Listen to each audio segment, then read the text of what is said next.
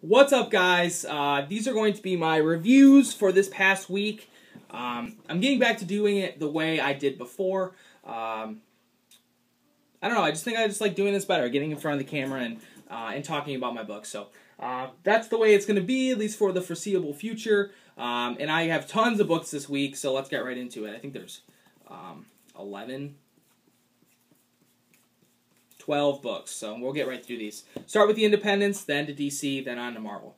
From Valiant, this is Rye number 2, written by Matt Kindt, and I don't know if this is a normal thing for Matt Kindt, but this book was super wordy, and it was super, convoluted, so I think I'm done with this. It's something that I really should enjoy.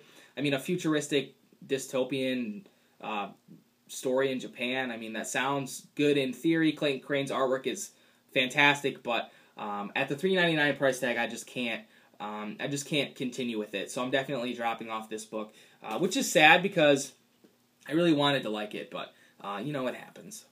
From Vertigo, this is The Wake number 9 of 10. I was complaining about this because this second arc has a different feel from the first arc.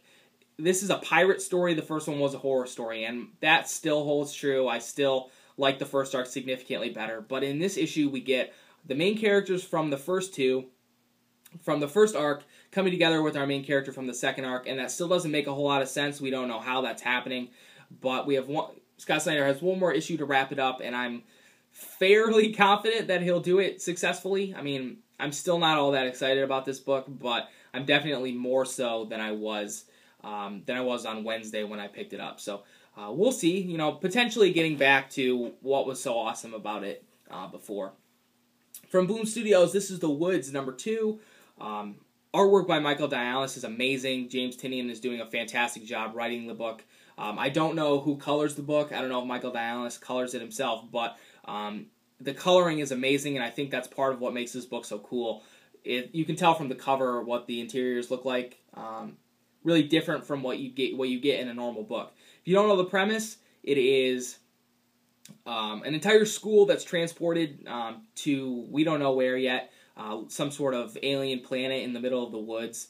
And our book is split between the teachers and the administrators and a big group of students left at the school, and a small group of students who are going out into the woods to try and figure out what the hell is going on.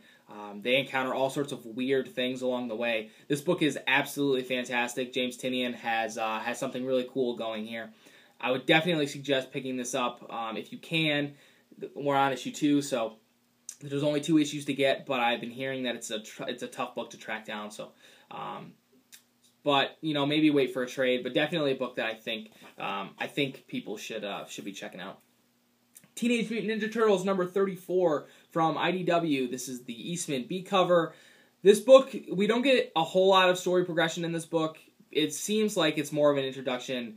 For Metalhead, it's a lot of action, which is fine because Metalhead's cool.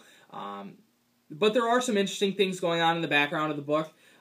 April's father was paralyzed, and they used the ooze to sort of heal him. Of course, there's going to be some sort of repercussions for that, I'm sure. There's some interesting things going on with Casey and his dad. That's another storyline that's going on right now. The Turtles are back in New York, so this book is fantastic every time it comes out. Can't suggest it enough. Grab issue 33 if you can, because I believe that was the beginning of this arc, but definitely a book worth checking out. From from Image, this is Nailbiter number 2. I am really excited about this book. Sort of a whodunit story right now. There was I believe he's a police officer in Buckaroo, Oregon, which is apparently the town that has produced the most serial killers, and he's sort of trying to figure out why. And he went missing, so now our main character is there looking for him, and he's going to have to count on the help of one of these serial killers who was acquitted, which doesn't make a whole lot of sense because we've seen a panel of him laying in a mass of dead bodies, chewing on their fingers. I don't understand how you would see that and then he would get acquitted, but that's just me nitpicking. But I like where this book's going, the sort of whodunit kind of story, and I'm definitely excited about this going forward. Probably more so than Joshua Williamson's other book, Ghosted. Not probably, I am more excited about Nailbiter. And then on to some DC books. This is Batman Eternal number 9. I was complaining about this before, but now I'm excited about it again. This issue focuses on Batman. He's in Hong Kong. Team up with the Batman of Japan. He's investigating why Carmine Falcone came to Gotham when he was so successful. Overseas. The scope of this book is small, and that's what I like. We get an interesting development with Alfred at the end and a woman that Batman meets when he's in Hong Kong. So definitely excited about this book once again. And we've had the same artist for a couple of issues, so that sort of gives you more of a cohesive feel to the book as compared to when you have a different artist on every single issue. Green Arrow number 32.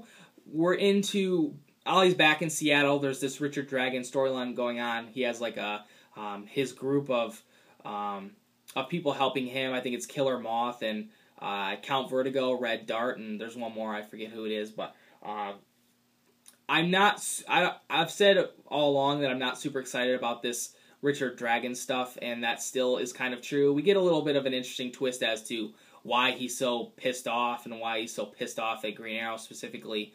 But I don't know. At the end of the issue, Emiko comes back, and that sort of ties the past two arcs together, which I am excited about because I liked the last one quite a bit. So I'm going to keep giving it a shot, but I'm tentative about it. Not as excited as I was about previous stuff, but definitely still a book worth checking out. Next, this is Swamp Thing number 32. The end of this stupid Swamp Thing Aquaman crossover. There was a little bit of contention about as to whether or not Swamp Thing should be able to control the things underwater that he's controlling. But that's also a little nitpicking. But the premise of this is Aquaman comes after Swamp Thing because there's this big algae monster underwater, and he thinks it's Swamp Thing's fault. Swamp Thing shows up to take care of the problem, and everything is wrapped up like a little too neatly. It just sort of it happens all at once. It just seems like one panel, and then it's over, and it doesn't make a whole lot of sense, at least to me. But beyond that, at the end of the book, we get some interesting story progression with the Wolf and Lady Weeds. They are two former avatars that Alec pulled out of the green when it was destroyed, and they have some ulterior motives here, so it's going to be interesting to see how that shapes this next arc. But Charles Soule's Swamp Thing, always an amazing book. And then we're on to Marvel. We have one non-X-Men book and then 4 X-Men books. This is Miles Morales, The Ultimate Spider-Man, number 2. If you don't know, this is a spoiler alert. If you don't know, in the first one, Peter Parker is back in the Ultimate Universe, which is a surprise because he's supposed to be dead. Miles, he goes through these stages where at first he's super surprised, and then he's telling him that he needs to tell his Aunt May, and he needs to tell Gwen and Mary Jane. And then he comes to a point where he sort of realizes that it very well could be a clone of Peter Parker and not actually Peter Parker, which, could make sense. I mean, Peter's kind of being an asshole in this, so we'll see where this book goes, but I love Miles, and I love this book. I wish I'd read more of the last Ultimate Spider-Man book. I'm not a huge fan of Peter Parker Spider-Man, but Miles Morales is pretty cool, so I'm going to be I'm going to stick with picking that book up. And then we're on to the X-Men books. This is Cyclops, number 2. A father-son story in space, Cyclops, Corsair, the Starjammers. I don't know what's not to like about this book other than Cyclops being in it. But there was some complaint, not from me because I didn't actually know this, but from some people that I saw that some people were complaining about Corsair being back, how he's supposed to be dead, and there was no explanation as to why he's back. But in this issue, we definitely find out that there's something strange going on. I guess they laid the groundwork for that in the first issue, but the point of this issue, Scott doesn't know, but the point of this issue is they go somewhere and Corsair is picking up his medication. It seems like something that is sustaining him, and he ends up losing it all. So the next issue and this story arc is going to be dealing with what's wrong with Corsair and how Scott is going to handle that and how they're going to handle the situation. It's a really cool book. The artwork is great. Definitely worth checking out. Next, this is All New X Factor number 9.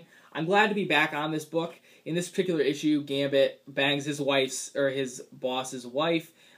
He doesn't know it's his boss's wife at the time, And we get more story progression in this issue than I think we've had at all so far. I've been waiting for Serval Industries to sort of turn shady because it was clear from the beginning that something weird was going on with them. And it's very evident that something strange is going on, and we're going to start to find out here in the next couple issues. So definitely a cool book. The artwork isn't my favorite, and I think it's the coloring that really does it. When they're in a room, say X Factor is at Serval Industries, everything in the background is yellow. When they're on their plane, everything in the background is blue. It seems a little bit lazy. I mean, I guess it's a cool, different coloring style, but it's something that bothers me, and it's something that I'm not crazy about. But I'm back on board X Factor. I dropped it, and I'm back on board with it, excited about it going forward. And next, this is Amazing X-Men number 8. This is a Wendigo story, Wolverine in Canada, sort of an Alpha Flight team-up going forward. Something happens, Wolverine does something that seems out of character for him in this issue. He gets really scared, and you can tell that he wants to, like, run away. And obviously that's a little bit out of character for Wolverine. Maybe less so now that he doesn't have a healing factor. But you can tell at the end of the issue that was there's a reason for that. So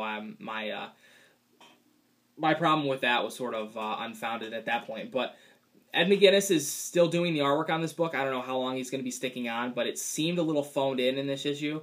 If you're reading Amazing X-Men, let me know if you felt that way, or if you didn't notice, maybe flip back through it. But it seems like he's rushing through it. Maybe it's because he's at the end and they're sort of bridging the gap between him and a new artist, but we'll see. I'm tentatively on Amazing X-Men. Colossus is coming back. The new writing team is getting going, so I'm going to be giving it a shot. And then finally, this is Magneto number 5. Probably the pick of the week once again because this book is so amazing. Everything about it is great. The artwork, the coloring inside the book, the Cullen Bunn's writing is absolutely amazing. In this issue, this book has been very much like a solitary book. It's Magneto with his internal monologue up to this point. There have been some characters that have come into the book, but nobody super major and nobody super like long lasting. And but we get a new character in this book, this girl right here, who seems like she's going to be a main character moving forward. She's here to help Magneto. And we get some flashback sequences telling us, showing us why she's so interested in him. This book is absolutely fantastic. I say it all the time, but definitely check it out. Cullen Bunn totally gets Magneto. And the artwork is not what you'd expect from a superhero book, but it fits this book so well. And definitely check out a trade. I know the issues are kind of hard to come by. Check out a trade if you can, whenever that comes out. I don't know when the appropriate jumping off point would be, but Magneto's been such a fantastic book. And that's all the books that I picked up this week. Thanks for watching, guys. Leave me some comments down below. Let me know what you thought of those books. Let me know what you thought about maybe some other books that I didn't pick up. Big thanks to you guys for watching. Take care, and I'll talk to you guys again soon.